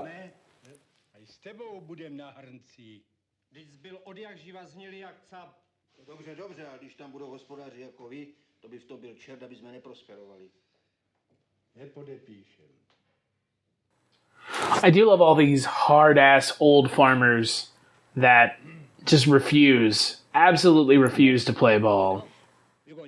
And the looks on their faces. Oh, these faces. That you have these genuine people with these real terrific faces. And how more and more desperate the communists continue to get, because they have absolutely no power when it comes to negotiation.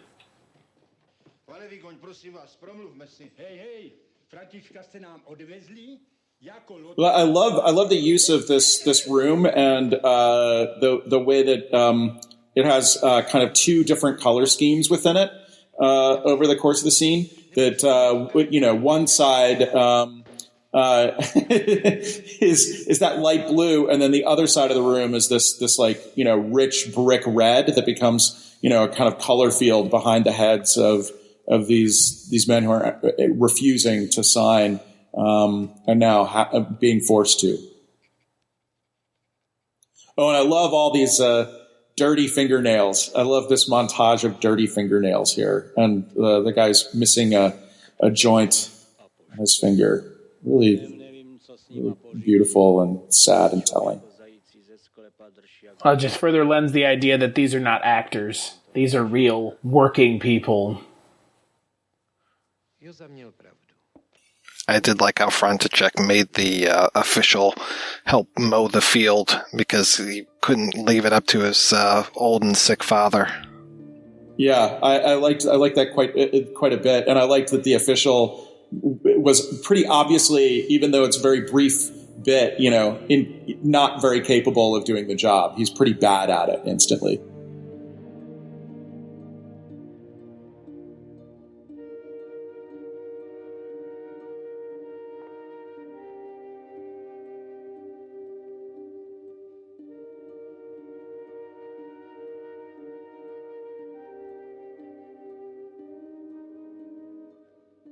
We've got that white horse again that we saw in the last winter scene, which usually is not a good symbol when you see a white horse in movies. No. The last winter scene that took place 7 years before all of this. Right. Just about an hour earlier in the film. So much has happened. And we're about to get some more amazing animal action. I love this dog. This is like one of the most amazing movie dogs I've seen ever. I love the scene that he has with Vojtech coming up here. Yeah, it kind of reminds me of all those little videos that we see of somebody coming home from the war being reunited with their dog.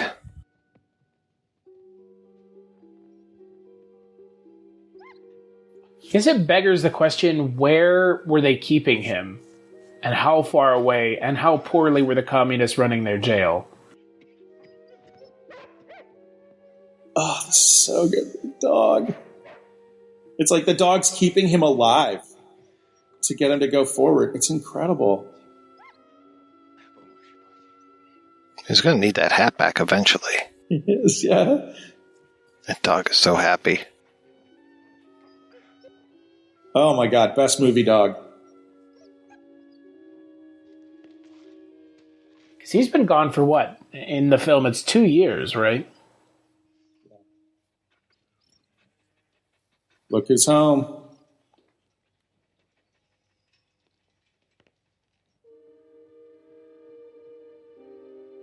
Yeah, this dog is better than Lassie, I think. Yeah.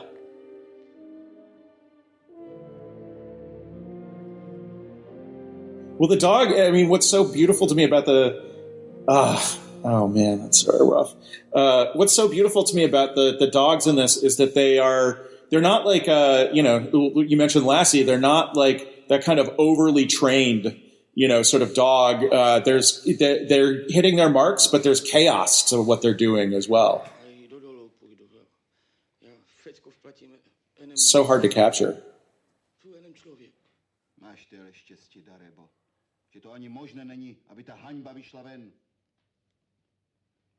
Am I right in thinking that this might be the house that they confiscated? It totally is. Okay. Yeah. When I saw the doorway that the one farmer was trying to get out of, it looked like the same ornate doorway that I saw before. I like how they're finally judging themselves for stealing because they don't have enough. And the belief by this character that he's going to be given a chance when he gave no other characters a chance. Yeah. I know it's easy for me to say, but we're going to have a scene coming up here pretty soon where we have people wearing these animal masks. And of course, it brings to mind for me Animal Farm, but it's almost like the people are becoming animals rather than the animals becoming people like they did in Animal Farm. And those animal masks are kind of all-time great animal masks in movie. It's really, they're great. I love how they're made and painted and designed. They're beautiful. We'll get to those soon. You're right. This kind of blood red wall behind him and just starts to dwarf him. Yeah, the attention throughout this movie, it's very subtle, but the attention to design, through costumes and very simple choices in the locations is it is very, very precise. It's actually a very designed movie, but unlike a lot of very designed movies, it's not in your face about it, and it doesn't feel like it's always making that kind of point. It sort of catches you off guard. And like I was saying earlier, as far as the colors and things go, I mean, look how muted something like this is compared to those opening scenes that we had. I mean, yes, they were taking place outside, but I think even an inside shot that you would get earlier in the film would be much more colorful and vibrant than this is.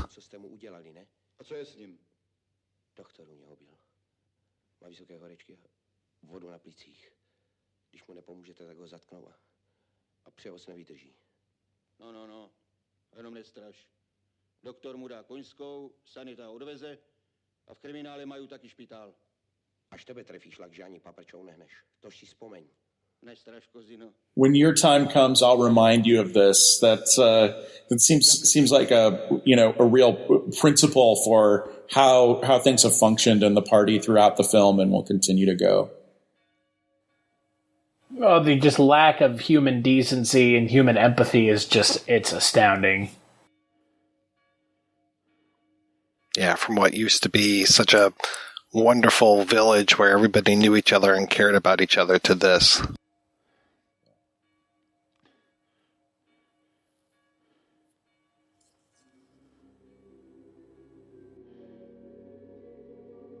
And there's your rack focuses again, Spencer. Yeah, the telephoto lens stuff in this movie is really, really remarkable. Creates a number of distinct, beautiful effects. These rack focuses being one of them, but then, the sort of the stacking of landscape and buildings and creating these very painterly effects. I mean, you mentioned Andrew Wyeth, for instance, the way that these hills end up being rendered by the lens is really beautiful.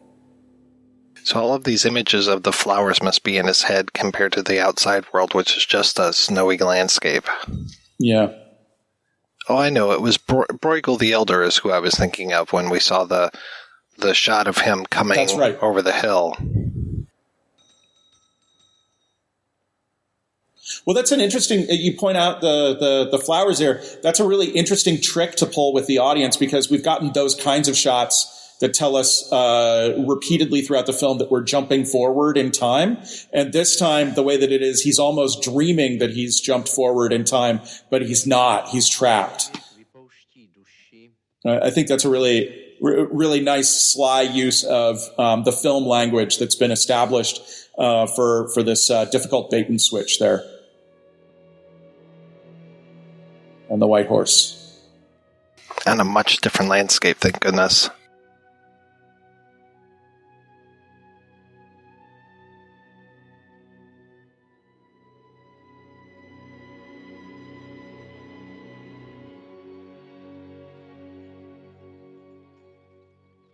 I love the spires behind him.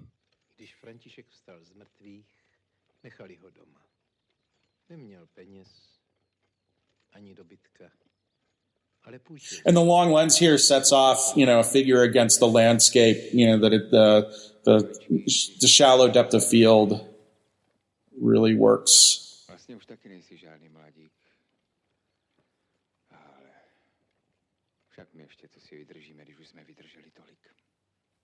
And František seems to be the only one working anymore. Everyone else is just watching. And letting the communist government rule their lives, and he just refuses and continues to work because he has to bear the burden for everyone. Well, and to our point about the animal masks a moment earlier, we have comparison here of man to horse. And the man has to go on, because he's can. But that's sort of the idea of man versus stag earlier, and then man versus horse here. And then we're going to see the animal masks later. This sort of decline towards being animals, to maybe not being able to go on. I love this line of men.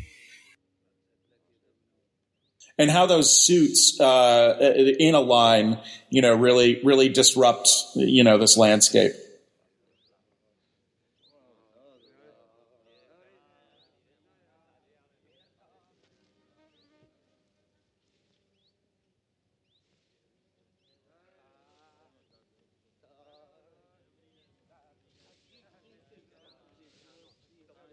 Well, all the communists do is just hound everyone constantly and break them down through will of constant agitation alone.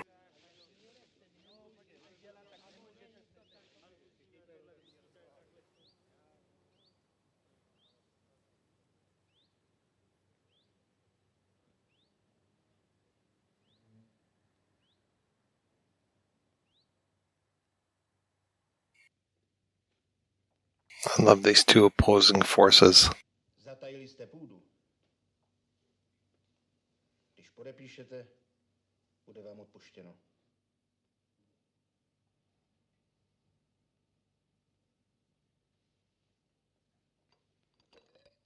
It feels like the second half, this entire part of the film, is spent in this room. More or less. I mean, there's so much that happens in this room that ends up determining the fate of the rest of the characters in the film. Yeah, and all of these confessions and pieces of paper they have to sign. It's like death by bureaucracy.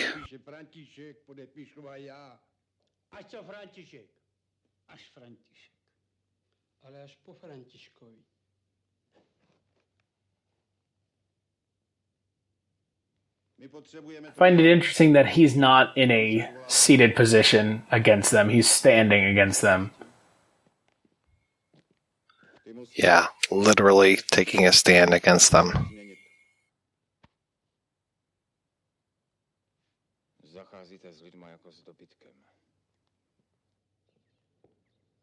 That same position where they said, you could have said something, and you didn't. And here we have that same echo.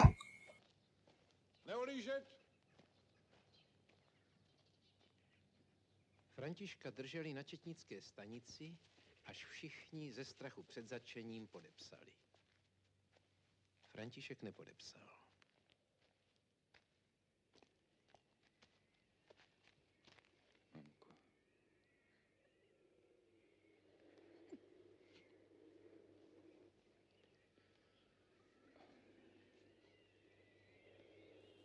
It feels like to me the film wraps up rather quickly. Like there's a lot of setup to get to this really quick downward spiral of the communists and their stranglehold on this town.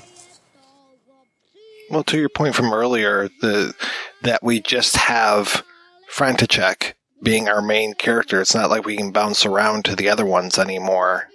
So yeah, I totally agree with you. It just does feel like since we pinpointed on him, that we are getting closer and closer. And again, it makes sense that the last one left isn't the thief, isn't the artist, isn't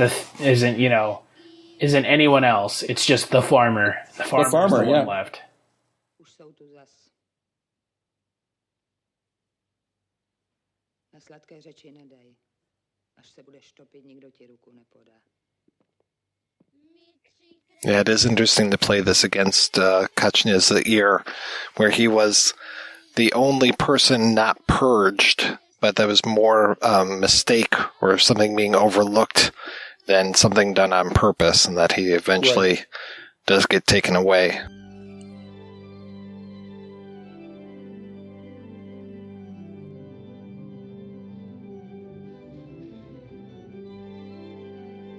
Yeah, well, that sense of randomness and mistake to things, I think, is a really nice essential element when depicting a sort of political machine. That there's people and things fall through the cracks. Yeah, this looks like a much different church, or at least we're just getting a different angle. I mean, I suppose these pews might be the same ones from earlier.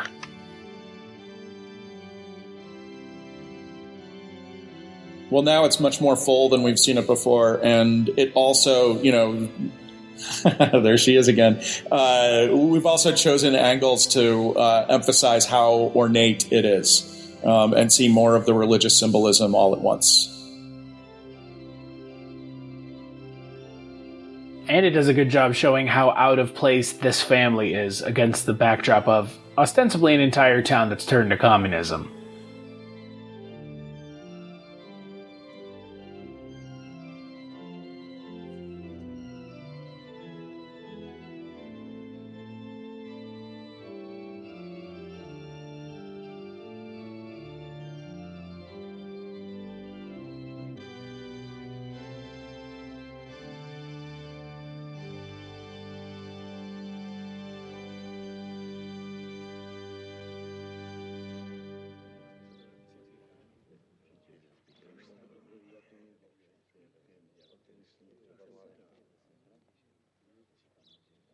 A lot fewer people following Vojtech out than there were before, obviously.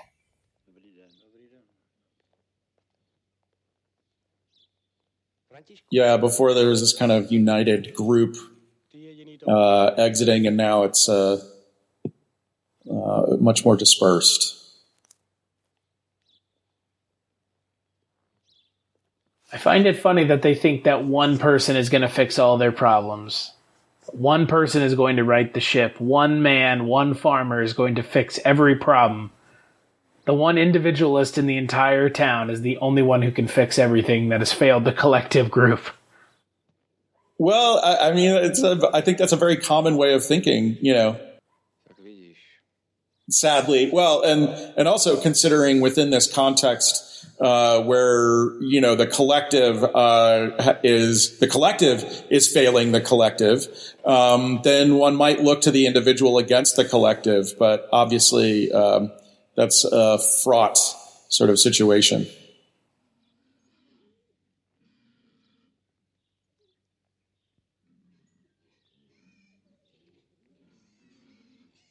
Yeah, I also wonder what had happened if Jasny had either left after he did the Cassandra Cat, which was, or also known as When the Cat Comes, which was such a hit when it first came out.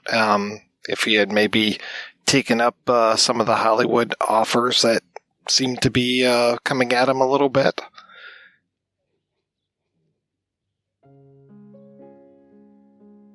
He managed to maintain some really good relationships over the years. I mean, in the documentary about him where he's talking about working with Robert Redford and being out at Sundance, and it just feels like he managed to, you know, he kept working very steadily after he left Czechoslovakia and had some good influence in the States. I think he also worked, at Columbia as well, I believe.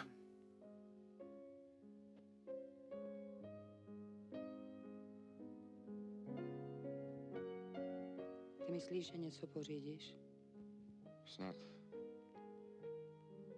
Snad se dají dokupy, když jim teď nic jinčího nezbývá.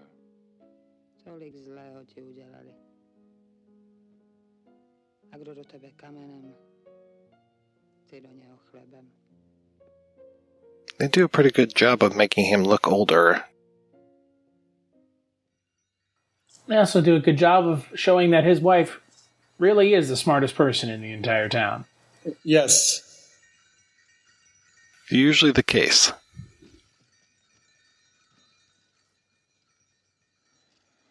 This sequence is really stunning.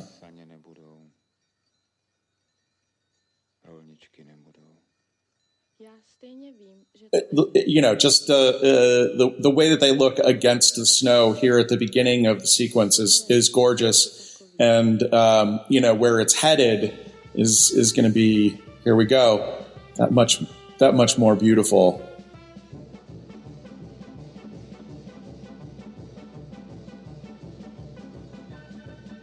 Yeah, those masks are a little truly frightening. Yeah, really I was going to say, that one's particularly, good Lord in heaven. Yeah. Some culturally insensitive masks in the mix, not surprisingly. But yeah, these masks are, and what they do to the figures is really, it's magical. You know, it's like the masks completely change the sense of character and of their bodies. We know that they're masks. You know, we see the thing revealed, but there's still something that takes over in the way that the imagery works here. I do like how there's a Cossack mask, which is great. A Cossack mask with the person holding a bottle of vodka. Yes. Fitting, of course, for anyone with any knowledge of the Cossacks. Yes. And the death mask.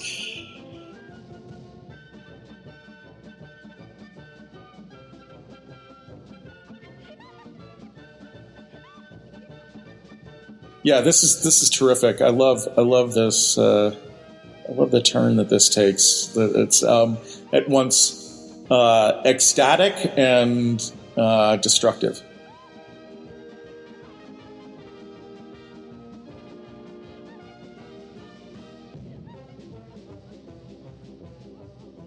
Couldn't happen to a nicer guy. Yeah. See, dude, exactly. you can't dance with the people from the town anymore. You gave that up.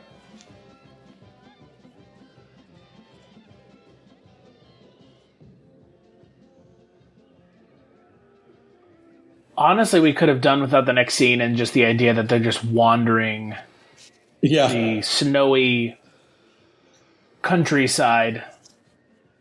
Well, as they take off together over the countryside, they become something else. They become more than, the people in the masks. They become bigger and bigger.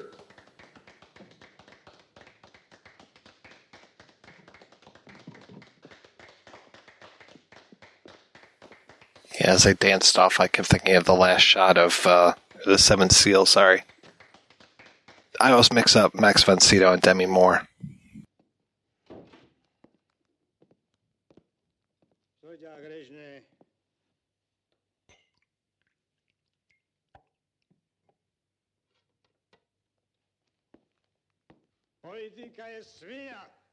Yeah, in that angel costume, and I think she was written or drawn as the angel, or painted as the angel, I should say, on the wall of the bar. And the widow, once again, wearing a shade of orange.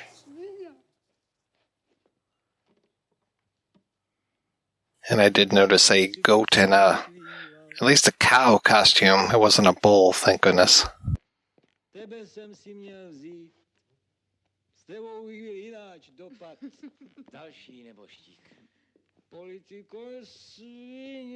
A to víš teprv číl? No, neřvi. Co bych měla říkat já? Bertina mi střelili. A much different singing scene than earlier. Mám se ubrečet. Směj se, paňoco, je konec milování.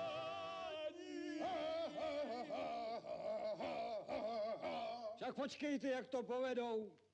To se to mluví, ale upleť z hovna bič.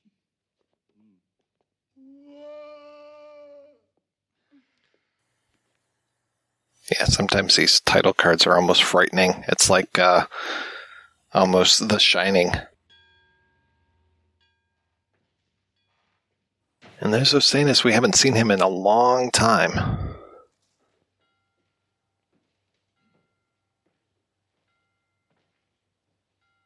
I like this whole thing. Trying to get all these different drinks, but now they only have vodka. Slivovici. Nemáme? Tak velkou režnou, nebo co máte? Vodku. Tak vodku. Well, and time has passed so far that he's not even recognized in his own town anymore.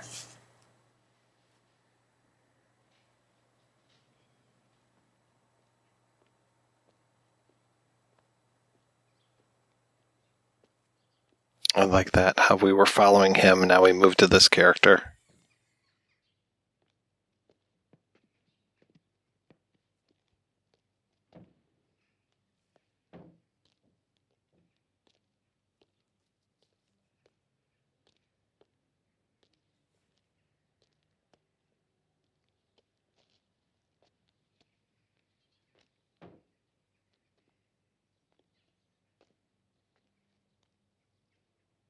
Plecmera.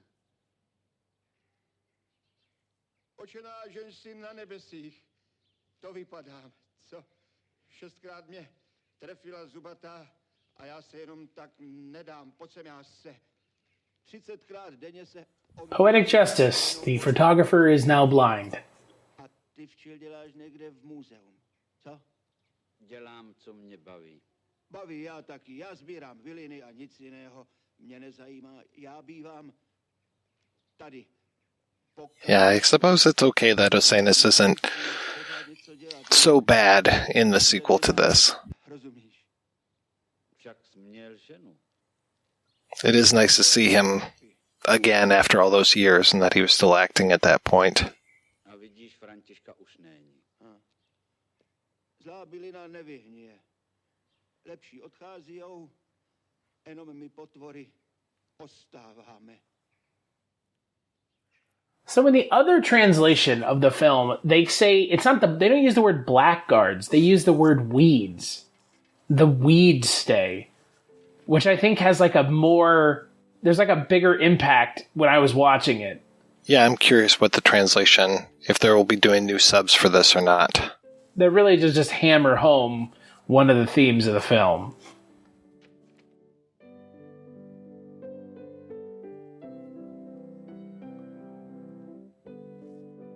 Well, they mentioned blackguards twice now in the film, so it's kind of kind of held over. So no, it makes sense. It goes to that whole, man can rise and fall, trick each other, be horrible to one another, but nature is always still going to be there. Yeah. Is that the one guy's wife? Or the actress that... That's his daughter. That's his daughter. That's his daughter. Yeah. The František's daughter that was in the sleigh with him. That's her grown up. She just reminded me of the Jewish wife. Sure. Co říkal v poslední době? Říkal, že to neměl brát. On uvěřil, že se dají dohromady, vzal to a nakonec zůstal zase sám. A když mu bylo smutno, tak říkal, jdi a poslouchej. Yeah, to your point earlier, Chris, I do prefer All My Good Countrymen to All My Compatriots, because it's just, I guess just because we don't use compatriots very much at all. No, Countrymen has a nice ring to it. It flows better. And it also seems to stick a button on it, too, that they're all countrymen together. Yeah.